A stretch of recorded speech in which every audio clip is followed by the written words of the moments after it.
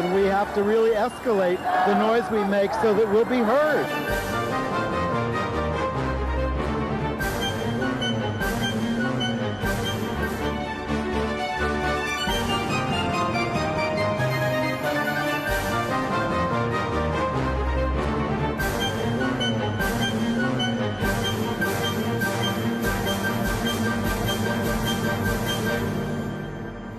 Happy holidays, everybody. I'm Ann Northrup, and this is Gay USA. And I am not Andy. I'm Gabe Gonzalez, and I'm co-hosting with Ann today.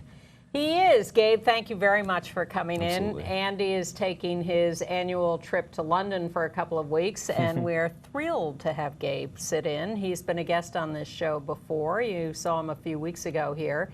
And we thought, this is someone who should come try co-hosting. So we're throwing you into the hot seat. Well, thanks so much. I appreciate it. Well, thank you. And tell our viewers a little about who you are so they have a little handle on you. Sure, absolutely. My name is Gabe Gonzalez. Right now I'm working as a writer and correspondent at Mike.com, which is a news site aimed at millennials. My focus is sort of centered on Latino experiences in the U.S., health and sexuality, mostly pertaining to the LGBTQ community, and mostly political news overall. I get really riled up when elections come around. Well, this is the place to get riled up. Oh, we get riled up here.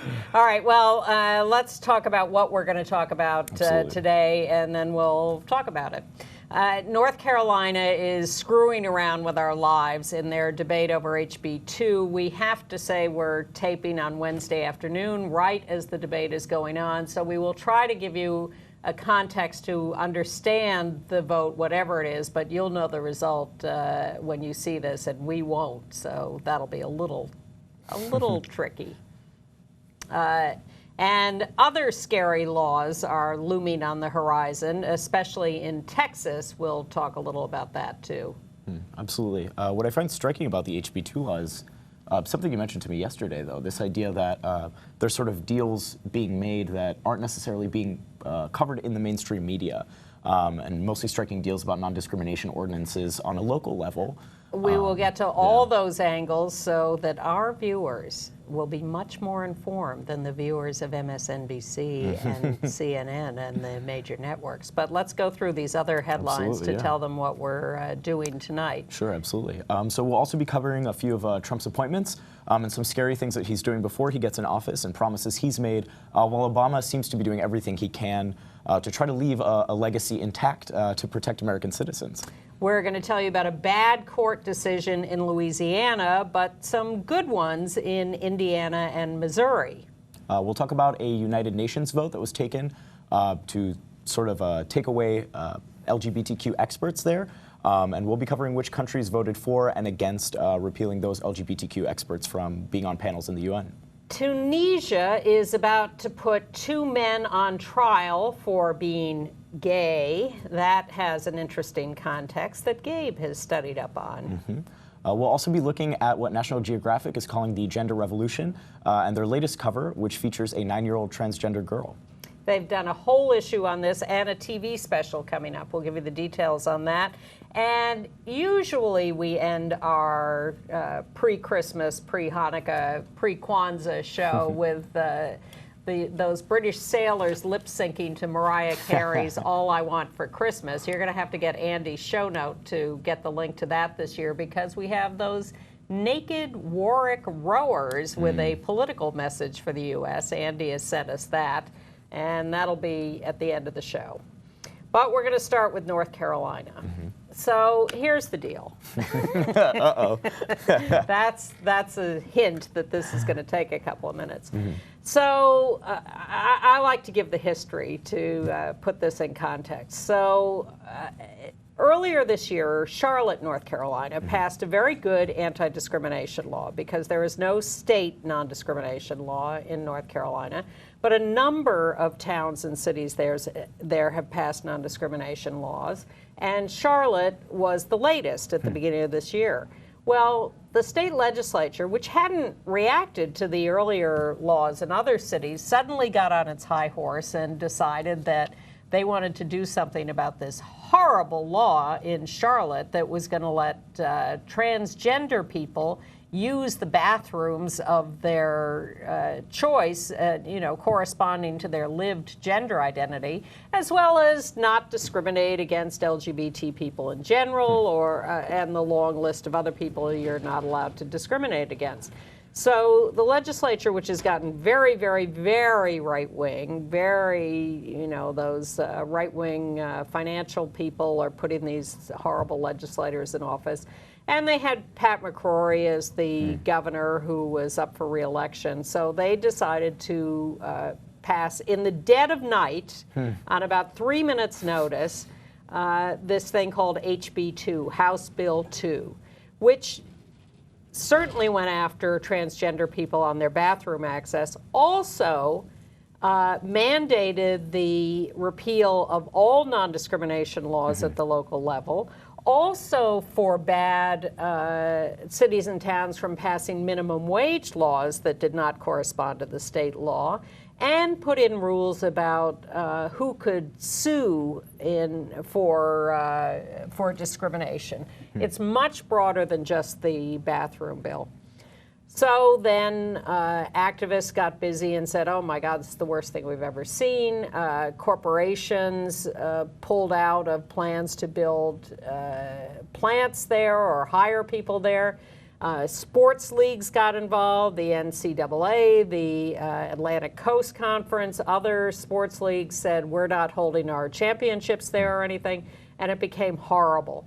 And in fact, it was so bad, and North Carolina lost so much money that Pat McCrory lost his re-election as governor. I'm sorry to be dominating Not at this all. conversation. No, this is it's the all recap up we need here, right now. I have to regurgitate it. Absolutely. So, so he lost his re-election bid to Roy Cooper, the Democratic Attorney General of the state, who had spoken out quite clearly against this, and in fact based a lot of his campaign on it, which was quite bold and chancy in North Carolina these days, but he did, and he won the election. At the same time that all those bad legislators were getting reelected, and the Republican senator from North Carolina, Richard Burr, was getting reelected. So it was a singular thing to defeat the governor because he became the symbol of this. So the governor, in fact, thinks, McCrory thinks that there was some nefarious deal to get him out of office. Because here's what happened. The legislature claims that they were ready to make a deal to get rid of HB 2 if Charlotte got rid of its non-discrimination law. Seems so nonsensical, honestly. It's it's criminal. Yeah. Plus, they're liars because they were not willing to get rid of the entire HB 2, only parts of it. So they were big liars going into it. So after the election, they then claimed, all right, we will get rid of the whole HB 2 if you get rid of the non-discrimination law. But why would you get rid of a non-discrimination law? It's crazy. Nonetheless, Charlotte did get rid of its non-discrimination law, and the legislature, as we tape, is working on perhaps repealing HB 2 because, in fact, although there was supposedly a deal, that may or may not actually happen. Right. You'll know more when you see this because it either will have happened or it won't. But why would you enter a deal like this anyway when you still have an excellent federal lawsuit against HB 2, which could have gotten rid of it? You're giving up non-discrimination protections. Is Charlotte then going to repass its non-discrimination law? Yeah. And is the legislature going to sit still for that? Or are they going to pass a quasi-non-discrimination law that will leave out transgender people, thereby selling them down the river? It's a terrible situation and has all sorts of bad angles on it, and none of which are being explained by the mainstream media. I watched before I came here today MSNBC waiting for the latest updates, and some idiot reporter was interviewing one of the right-wing legislators who was holding up a picture of his granddaughter and saying, I'm not voting for repeal. I don't care what deal there is because we must protect the women. Well, this is what drives me crazy. We were doing a story on this at Mike some time ago, and I looked at the statistics in the United States, and plenty of sites, PolitiFact or any site that fact checks things, and any news reporter or journalist that's done their work can tell you, there are no documented incidences of trans individuals attacking other individuals in bathrooms in the United States. They're trying It just doesn't exist. It's a problem that doesn't exist. They're trying to live their lives in the gender identity that is real to them. It's crazy. But did this reporter say to that legislator there are no documented cases? Of course not. Yeah, no, she said, thank you very much. Goodbye. And it's insane that fact-checking somebody could be seen as political slant or as confrontational.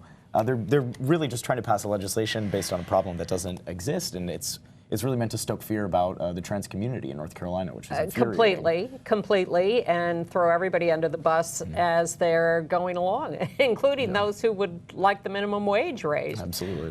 So the fact that they don't talk about the whole bill and what it did, the fact that they're lying about this deal, the fact that they're forcing Charlotte to get rid of its non-discrimination law, it's all just absolutely horrible. And it's, you know, what you say about fact-checking. No one's fact-checking Kellyanne Conway. No one ever is. It's impossible to. Any of those Trump spokesmen. And soon they won't even have the chance because Trump is talking about getting rid of the daily press briefings in the White House. Unbelievable. And I wonder sometimes if Trump's election is sort of what's forced the state's legislature to engage with trying to reach a halfway point, because I wonder if this federal lawsuit that exists might have a harder time seeing a favorable result for trans people in North Carolina under Trump. And granted, you have different circuit court judges that have been appointed around the country, and they're overwhelmingly liberal under Obama's appointments. For the moment, yes. For the moment. So I could see a federal lawsuit sort of being a scary possibility to depend on in the future. Well, what's going to be scary is that the Justice Department has changed, and they're not going to support us anymore. I wouldn't be surprised to see the Trump Justice Department withdraw the lawsuit. Absolutely. Or in fact, submit a brief on the opposite side. But we, you know, we have the ACLU, we have Lambda Legal, we have NCLR, we have all sorts of legal organizations that would continue to bring suit against this law. So I am disappointed that we have given up that avenue, because the courts, of course, are where we have won so much in the last few years. Now, maybe it will turn out later today, as this plays out today and over the coming days and weeks, that it is a deal that will work out because they will repeal the law and Charlotte and other towns will be able to pass non-discrimination laws again. But that seems crazy. It seems odd, too. I think it speaks to the state legislature's intention when they ask North Carolina to take away their Non-Discrimination Act and then promise that they'll leave the door open to pass another one in the future. It just seems like you're taking 5 steps back to take a half step forward. And I think that deal that you mentioned is the thing that really scares me about this, because I wonder what legislators are thinking that they'd even want Charlotte to repeal that Non-Discrimination Act. Well, they don't believe in non-discrimination laws. They call them costly. Absolutely. And ironically enough, the costly law was the one discriminating against trans individuals in the bathroom. Exactly. And That's in really fact, wild, the real reason they're doing this now at all, even talking about repeal, is because the NCAA is coming up against a deadline for future scheduling of championship tournaments and games. And North Carolina is a very long-standing traditional site of those games, and they're big, big money for the state, and it really has hurt them to have those games withdrawn. I couldn't be prouder of those sports leagues that have done that. I mean, it's sad that we need to resort to an economic argument to, try to side on the humane end of things. But it's interesting to see this coalition sort of stand behind opposing the bill, because I think it's showing queer people that there really are allies in business and in industry where we might not think they are, and I think that'll be a powerful tool for opposition in the future as we see, future laws getting passed in other states, among them Texas, but. And the whole Trump agenda. Absolutely. I think people will stand up to the Trump agenda, and it is allies, and it is also us at those corporations. Yeah.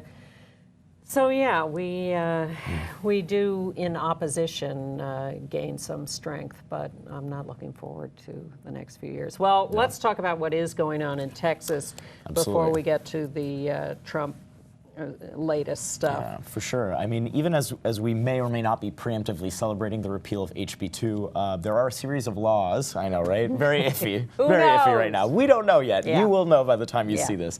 I still remain skeptical about what might happen in that state.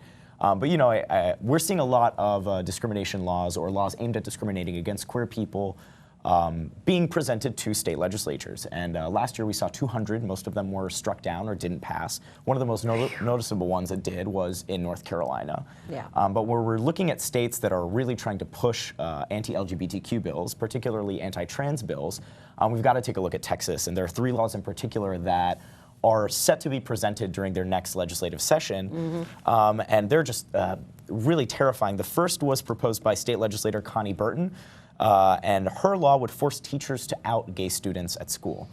To their parents. Absolutely, to their parents, and not just to their parents, but also to administrators. It's really terrifying, and I think it puts an undue burden on individuals who are working for schools to get involved in matters that should really be handled among family members, right, and community members. It's a real blow to students who are struggling with their identity, or you know, you want to have someone safe to talk to, and if you cannot have that in school, that's crippling. It really is. Absolutely. And the other question I'm asking myself is, how are these teachers going to determine whether or not a student is or isn't gay? If it's inappropriate to talk about homosexuality in schools, if it's inappropriate to be talking openly about sex in schools, then however would you know that one of your students is gay? You have identified a catch-22. I have indeed. It just seems so odd, and you know what I'm concerned about is that we'll see, you know, young men and women who might not necessarily express their gender the way people expect them to, but might not necessarily be gay, being targeted by this bill. So it's not just going to affect LGBTQ students. I think it's going to affect anybody that doesn't fit into a predetermined gender role. It doesn't does. act like they're. It gives the administration permission to go after people over a very wide range and really narrow the acceptable behavior or expression. It's very disturbing. Absolutely. So this is the first of 3 on the books. The second I wanted to look at is a Texas bill that would allow cities to take away non-discrimination ordinances. Yes. So Where have we heard that another before? parallel with North Carolina, right? Well, this is, it's actually been done in a couple of states, a little less egregiously, but horrible nonetheless. And the theory is we at the state level don't want locals going beyond what we have set at the state level. And to me, it's all a hypocritical violation of their local control values that they assert. It's all about, you know, these are our values, except when we want to do something different. Absolutely. Very disturbing. You didn't see anyone complaining about a big government when the Defense of Marriage Act was passed, you know what I mean? Exactly. That's the epitome of the government intervening in your personal life. But, right. So that bill was passed by Bob Hall, and you know I mentioned these names because I think it's important to name the legislators that are behind these laws and behind passing them, because I think now, especially after Trump's election, we're seeing the best way for constituents to communicate with their elected officials are to show up to their offices and call them and identify the individuals that are really enacting change and backing these laws, right? So Connie Burton and Bob Hall are 2 individuals that I think people in Texas should know about and should be getting in touch with if they have concerns about these laws. You have to put public pressure on, and it's what we're hearing from everyone these days. And we have a note from. We do have a note. Yes. Our associate producer, Bill Ballman. Absolutely, yeah. Please, okay. Oh, beautiful, okay. great. That's just a note to you. A lovely note.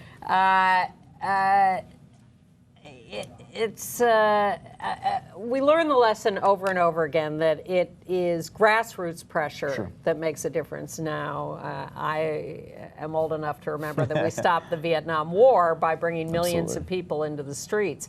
And it's what we're going to have to do again in this case and in all these local cases. You have to show up. You don't have to get arrested. Right. You don't have to put yourself at physical peril. But you have to show up. You have to write letters. You have to make phone calls. You have to show up in person against this stuff. and this is something congressional staffers have talked about time and time again, you know what I mean?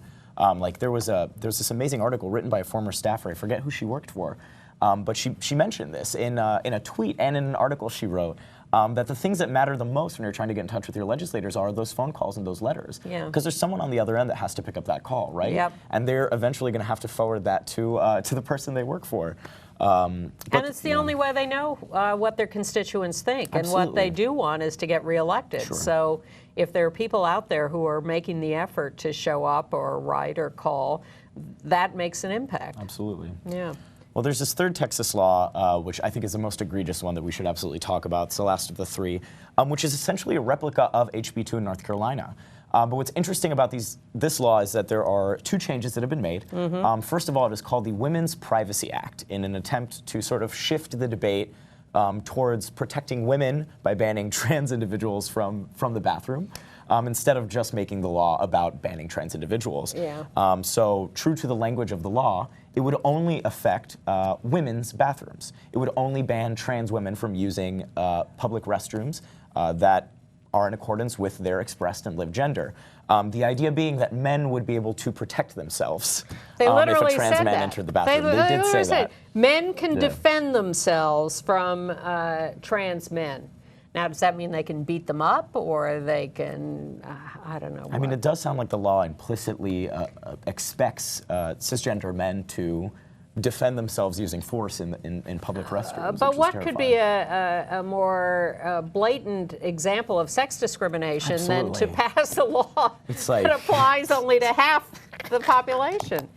It's crazy. Yeah. And again, absolutely no evidence of trans women going into ladies' rooms to attack anybody.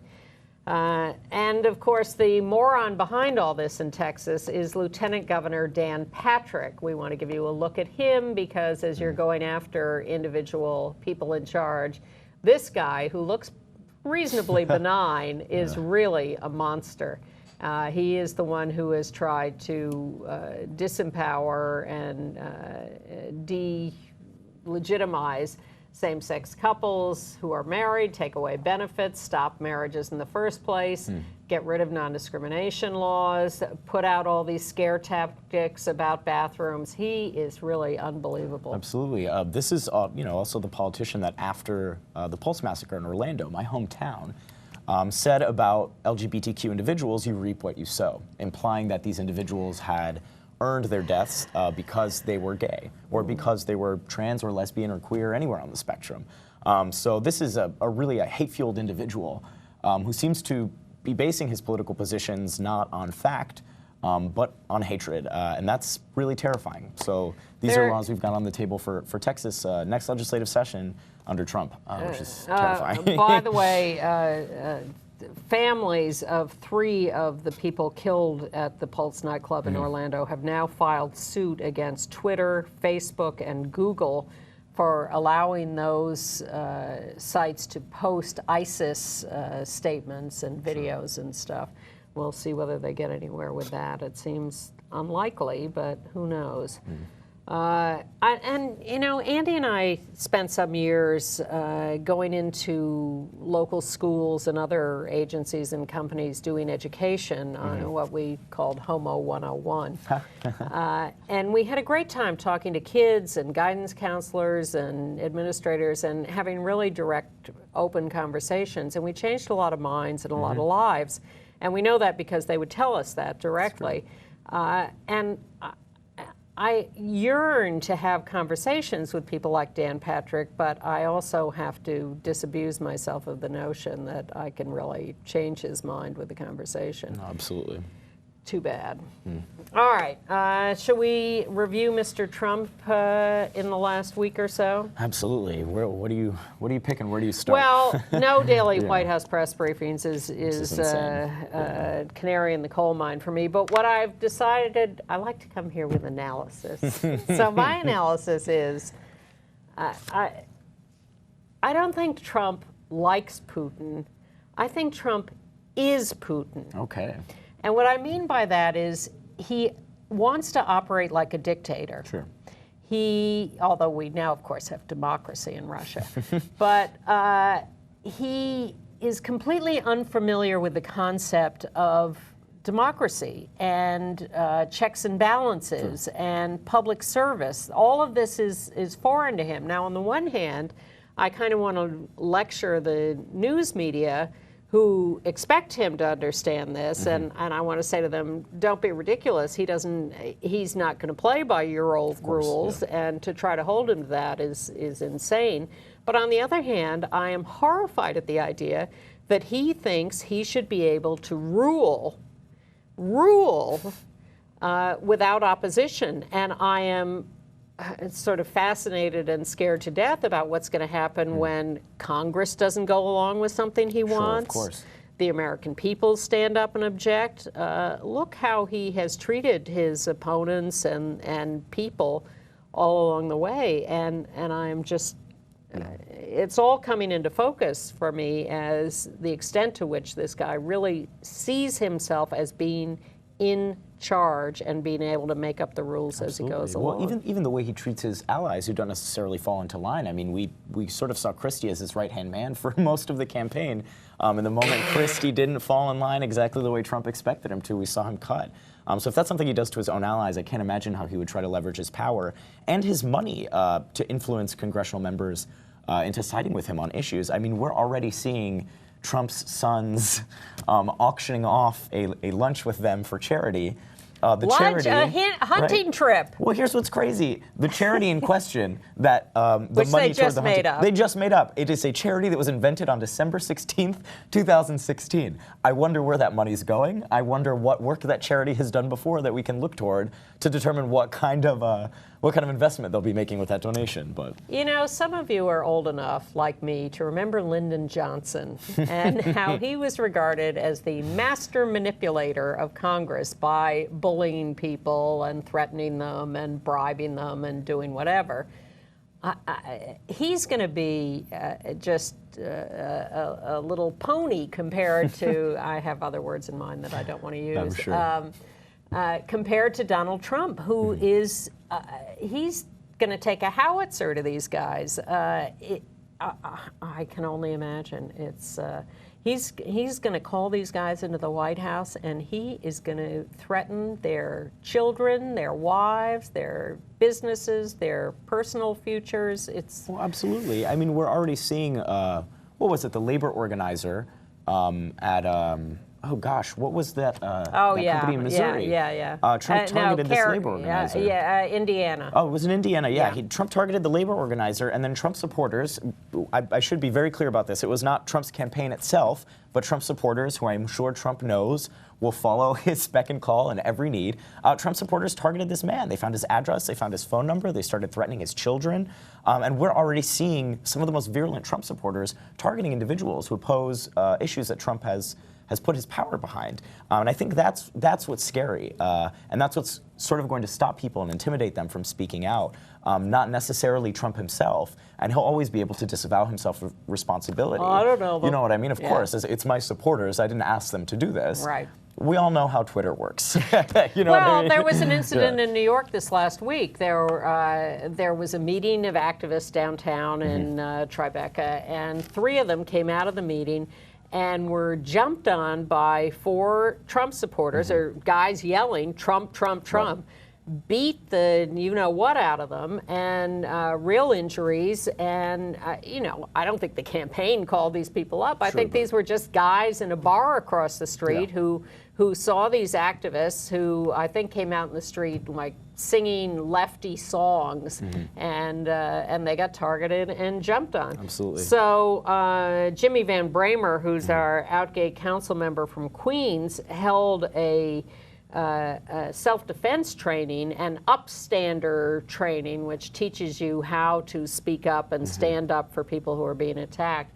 150 people showed up for this training, and we need more of that kind of thing too. So Andy's quite interested in this. He wants us to get someone on the show to teach a little self-defense or talk about that. I think that'd be interesting, and I think also looking toward de-escalation tactics is really important, because when you're on the subway, let's say, and you witness someone slurring or throwing hate speech at someone else, you know, you want to find ways to get involved while not putting yourself and this other individual at risk. So it's an interesting balance. You want to be prepared to defend yourself if you're attacked, but you also want to know how to de-escalate these situations. And the rage that you feel, the uncontrollable rage that springs out immediately is an issue, is something that needs to be controlled. All right, other Trump stuff. Well, he has some other charming appointments. The main qualification for Trump seems to be having a zero record with the Human Rights Campaign, like Mike Mulvaney, a Republican congressman from South Carolina who's going to run the Office of Management and Budget,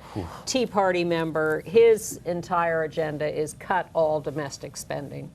And certainly anything that benefits LGBT people, poor people, people of color, it's just an endless list, you know, privatize Medicare and Social Security, get rid of Medicaid, all that kind of stuff. So that's his agenda.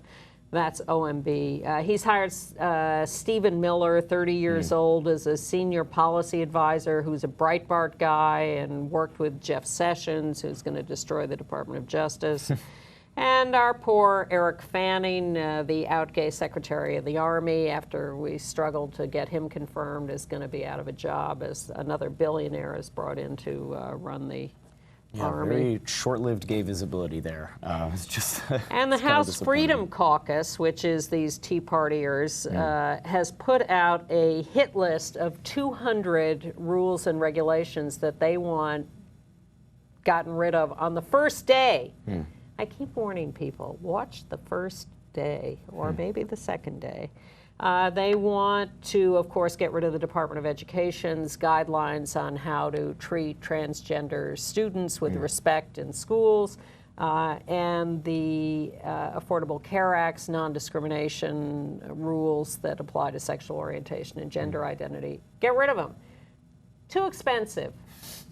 Too expensive to let you know, same-sex partners visit their spouse or partner in the hospital. But somehow deporting millions of immigrants is not too expensive. You know what I mean? That's definitely on the list. It baffles me how something that would really cost our economy billions of dollars was something that was on the table during the campaign. And the moment it comes to just leaving things in place, not necessarily doing anything, is wild. And I really don't think. We're all smarter than this. We know these laws are not costing us. Compassion isn't costing you tax dollars, you know what I mean? I mean, even those guidelines, the guidelines for treating transgender students are just that, guidelines. There's no legal way to enforce them. It's just a friendly suggestion to treat your students with compassion. It's wild. There has been no legal attempt to enforce them, and yet Texas and other states have already filed suit against them. One interesting little twist, Tony Perkins from the Family Research Council, who is another complete monster, made a statement asking for a purge of LGBT and pro-LGBT employees from the State Department and other departments, and ending all pro-LGBT policies. A spokesman for the Trump administration incoming said, there will be no discrimination in our administration. We'll see about that. Yeah, okay, if you say so. A group of progressive congressional aides in D.C. has put out a paper saying the way to deal with the Trump administration and their policies is not to waste time, this is their statement, on putting out an alternate progressive agenda.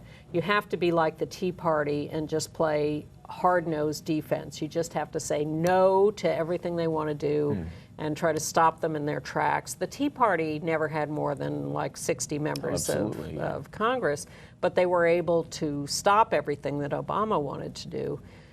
Of course, their party was also in the majority. Sure. But hard-nosed defense is their recommendation from Capitol Hill. And we're seeing a lot of constituents protesting, even at Chuck Schumer's office. I think this morning there was an organized protest there between 8:30 and about 10 a.m., urging Chuck Schumer not to meet Trump halfway on a lot of these proposals. And, you know, I think one of the... We've been telling Chuck Schumer that for 20 years. We've been telling him that for a long time. I don't know if he'll listen, but people certainly showed up. And I think there's concern over Democratic leadership, not necessarily stepping up to the plate and pushing back the way Republican leadership did.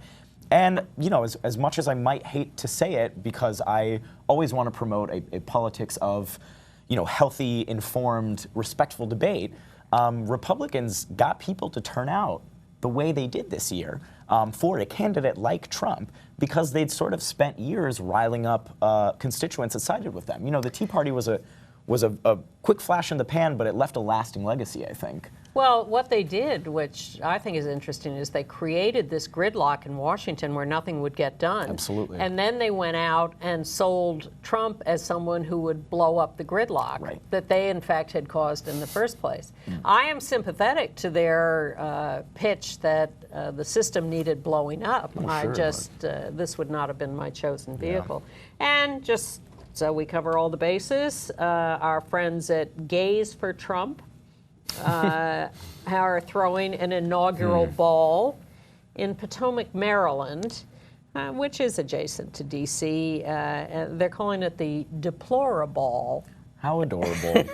Amazing how we're so eager to brand sense of humor, hate and discrimination in a cute way.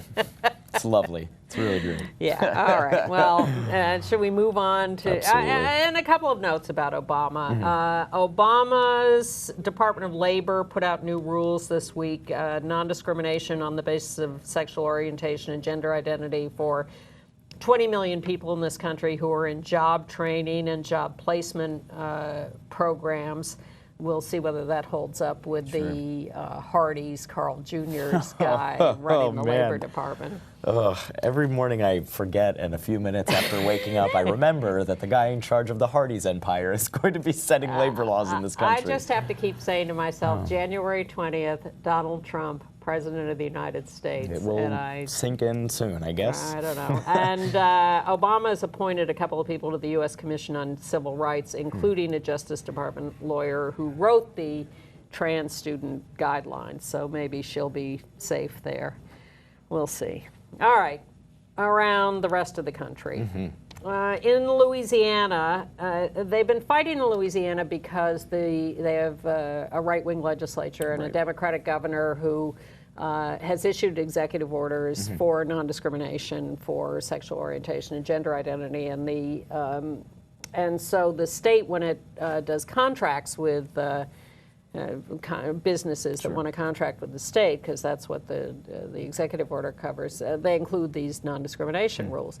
So the legislature won't approve any of these contracts that have these non-discrimination laws. So that's how you create gridlock. There you go. God. So the legislature has okayed a state employee's health insurance contract, but only after the non-discrimination rules were removed from it. They were removed by a state court, correct? Well, that was just the legislature, but the state court has now nullified the governor's executive order overall, saying that he had no authority to make law. But this, of course, is up for debate. The governor is going to appeal and is making an equal protection argument. I issued this order so that the state employees and employees of state contractors would have equal protection of the laws. So we'll see if higher courts go along with that. Yeah. Well, thankfully, we are seeing some good court decisions in other states, though. We're looking specifically at Indiana and Missouri today. Should we start with the county court clerk in Indiana? Let's do. This is a very interesting case. So this court clerk, her name eludes me at present, but basically she sued the county because she was working as a clerk of the court, and she says, forced to file a marriage license for a same-sex couple, wouldn't do it, and then had the head of the office, her boss, do it instead. A few weeks later, when another gay marriage license came across this woman's desk, she refused to do it and was then fired for insubordination because she wasn't obeying federal law or carrying out her job. Right. Which seems very reasonable and straightforward. Not so fast. This woman then turned around and sued the county because she says that what she was forced to do or asked to do was in opposition to her religious beliefs, and that religious law supersedes state and federal law. was a thing written in her complaint. That's what they all say. You know, we gotta abide by God's law before Obviously. man's law. Oh yeah, for sure. Luckily, the Indiana Court of Appeals saw it differently. I'm sorry, this was a federal court in Indiana, and said that she did not have the right to impose her religious beliefs in this case because they were irrelevant to her carrying out the secular law, that she can believe anything she wants, but it doesn't give her a right as a county employee to not follow the law of the county. So she's out of luck. She's the Indiana Kim Davis. Hey, she is, and actually the judge looked toward the Kim Davis ruling as well as precedent. And I think what's good about this is that this law also sets precedent in Indiana, this decision that says that signing a marriage license doesn't impinge on your free speech, right? The idea of carrying out your job, even if you disagree with the people on the other end of the document, still stands. That doesn't mean that you can't go out and protest and speak against those people as well if you'd like to. As much as I would love for you to stay home instead of harassing queer people, you are well within your right to do that. You've just also got to do your job. I know, right? Please.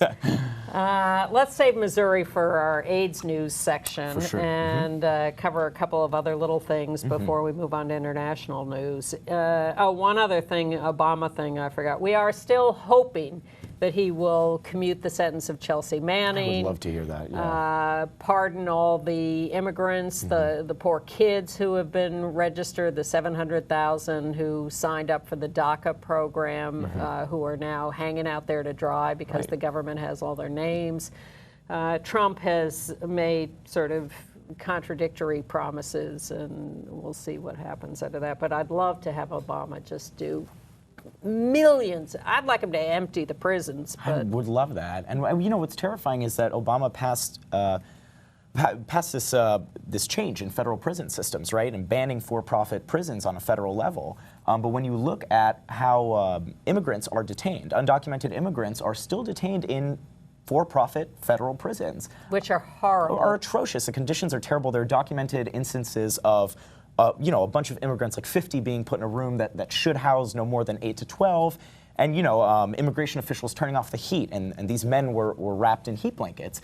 We've got photos and footage of this, and one of the most outspoken voices on these issues has been Jenny Set Gutierrez, who is an undocumented trans activist in this country as well, because we're also seeing undocumented trans immigrants being put in the wrong facilities. As is Chelsea Manning. Absolutely. So, yeah, it's a horrible situation. We are not apologists for bad policies under any administration, and we would like, do something good about that before you leave, Obama. Absolutely. Or Trump, please have a saner. It's a long shot, but you may as well ask. I am not above asking for what I want from Trump. All right. The Williams Institute at UCLA Law School has surveyed states and found 4.5% of the population in the U.S. Trans or gender nonconforming. We always think these numbers are an undercount at this point, but begin to give us some insight, certainly more than most people would assume. And are you familiar with Mark Regnerus, who did a horrible supposed study about how gay parents were bad for kids? Yes, he writes a lot about religion and sexuality. Yeah, That's kind of his thing. He's a big liar. Yeah. He's for some reason he's at the University of Texas at Austin, and even they have disavowed his previous thing. Well, now he's got a new one that says. He's disputing studies that say that stigma against LGBT people lead to bad health outcomes. He says, "Oh no, I've looked at the studies; they're all wrong." Well, no, Mark, you're a liar and you're wrong. I bring this up only to warn those of you who may run across his statements that he is a big liar and you should not pay attention. A lot of Trump supporters will use this evidence. They'll cite a study from a university and say, look at this evidence, whether or not that study is actually backed up by other scientists or other researchers or other academics. And that's kind of what this anti-intellectualism lets people like Trump and other bigots and homophobes get away with. So let's move on to international news, because now we're getting to a point where we have to pay attention to time. All right, well, the big news internationally is actually this UN vote. Sure. And this is the second vote they've taken on this. The UN decided to appoint an independent expert on sexual orientation and gender identity to be an advocate for people around the world on these issues and keep an eye on discrimination and violence and all of that. Well, some countries in the world didn't like that. You'd think they could just keep their mouths shut, but no. So they, it was an African nation that first proposed a resolution at the UN that would get rid of that, that would delay that and potentially get rid of that position. And the first vote went our way, and we thought, good, but that was just an interim vote. And now they've taken what I guess is a final vote, at this point anyway. And we put it up there not because you can read it, but just because it's kind of fun to take a look. The green votes are on our side for rejecting the proposal to get rid of the independent expert, and we have won this vote with... I think it's the red votes, actually. No, the red votes? All right, I should put my glasses on. Yeah, because that would make more sense. Right, I think the amendment was to no repeal vote, the expert. Yeah, the no vote is the one we want. 77 countries voted for repeal of the independent expert. 84 countries voted against the repeal, so that's why we won. But there were 16 abstentions. That brings us a little to the edge. Absolutely. But I think they were basically on our side. Now, who was behind this vote? The Vatican lobbied very hard for repeal of the independent expert, as did a lot of African countries, although there were a couple of African countries that voted for us, South Africa and one other, I can't remember what it was.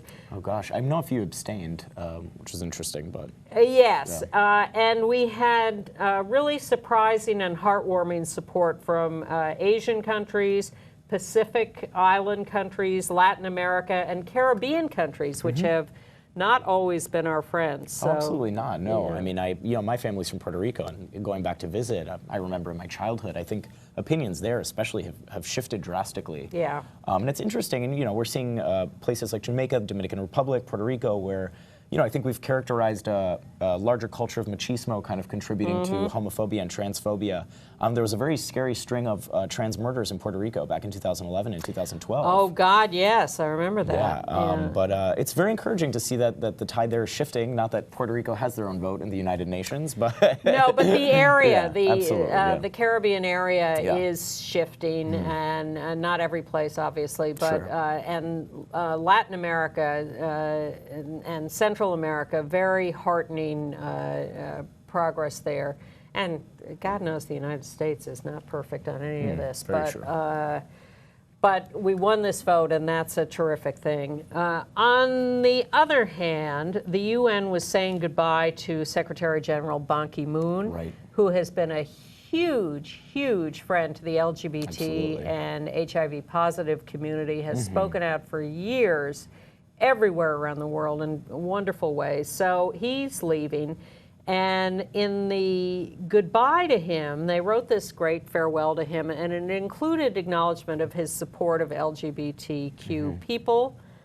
Russia forced that phrase to be deleted from the farewell to Ban Ki-moon. I did not know Russia was behind that.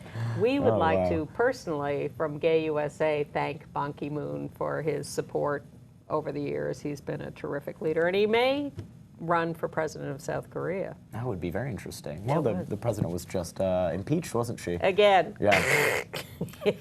That's why it's wild that problems. I know, right? Although it's wild that the only world leaders you see get impeached, or the only you've seen this year get impeached, are women, and I've seen a lot of male world leaders around the world doing the same thing. Well, we're still waiting to see whether the president of the Gambia, who lost in a democratic vote, will actually accede to that. At first he said, yeah, I'll go, and now he says, no, maybe not. So we'll see what that does. Gibraltar celebrated its first same-sex marriage. We have a picture of the happy couple, Aaron and Adrian, coming out from their wedding. Congratulations to them. And the island of Guernsey has finally approved same-sex marriage completely, because the Queen's Privy Council at Buckingham Palace has said okay. I know. I'm sure. Yeah, modern day colonialism is a hoot, isn't exactly, it? Exactly.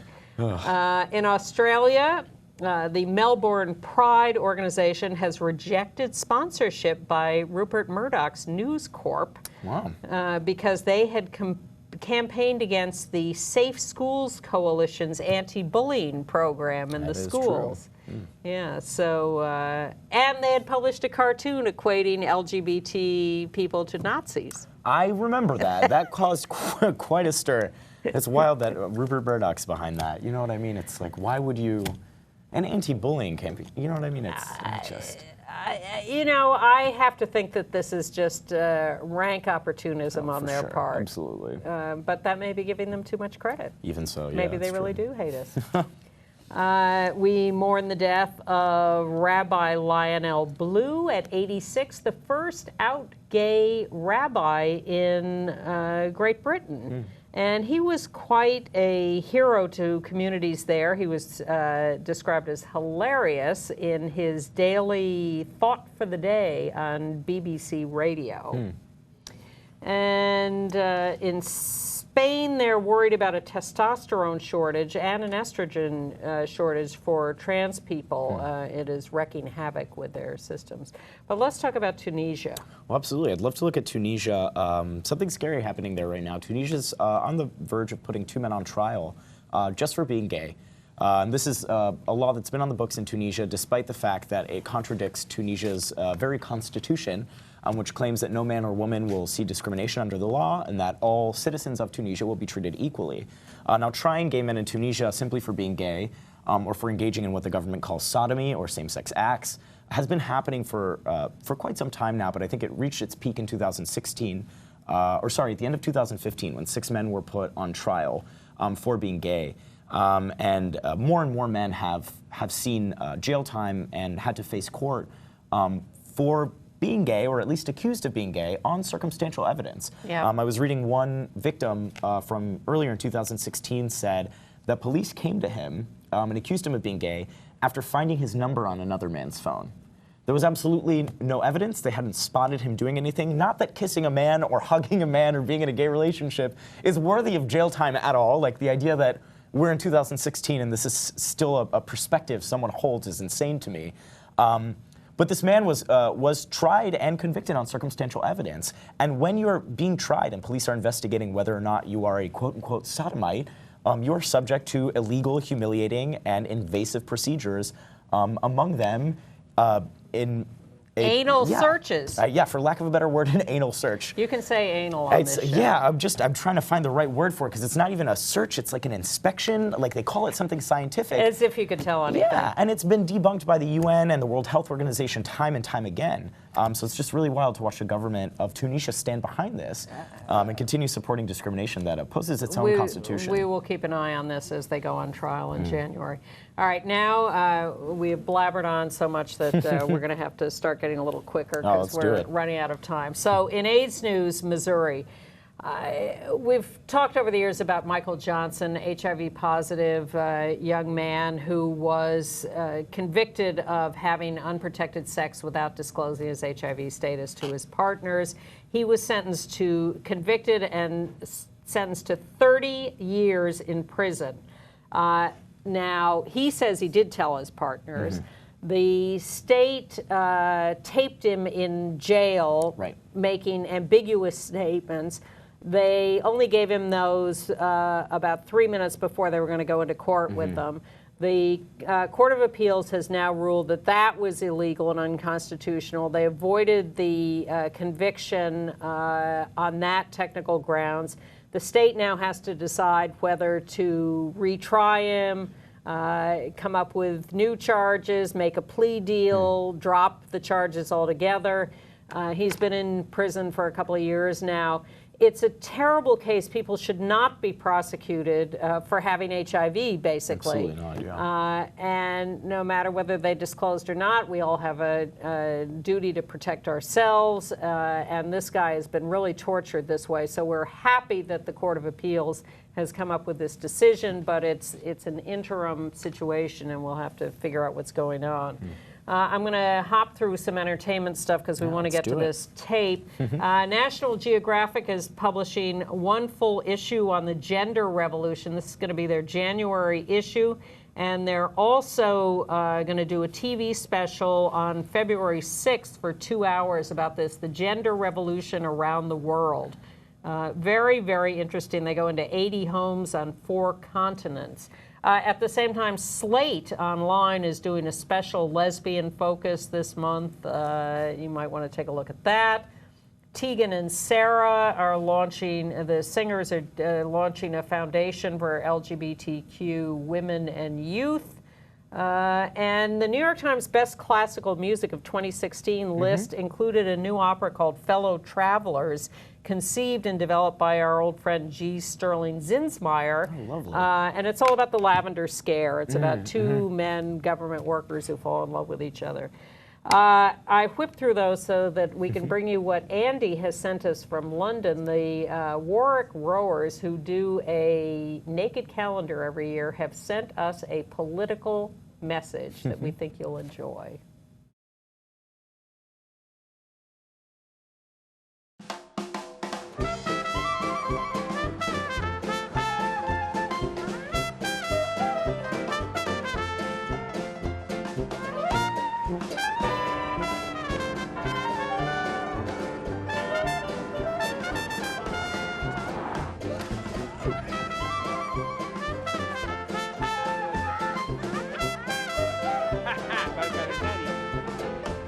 We are the Warwick Rowers! And this is Westminster, our country's main seat of power. It's London, it's December, and it's not warm. But we're here to deliver a message to the new leadership team in the United States and to all leaders around the world.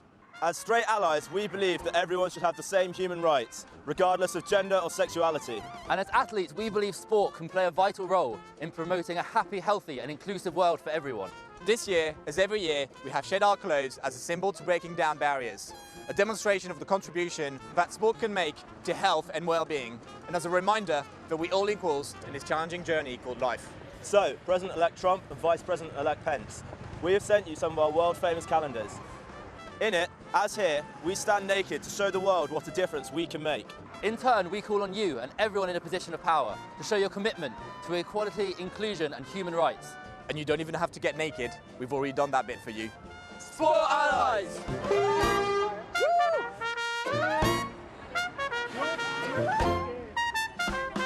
Lovely message, always appreciated. Thank you to Gabe for Thank you, sitting Ann. in. Come back often. Absolutely, anytime.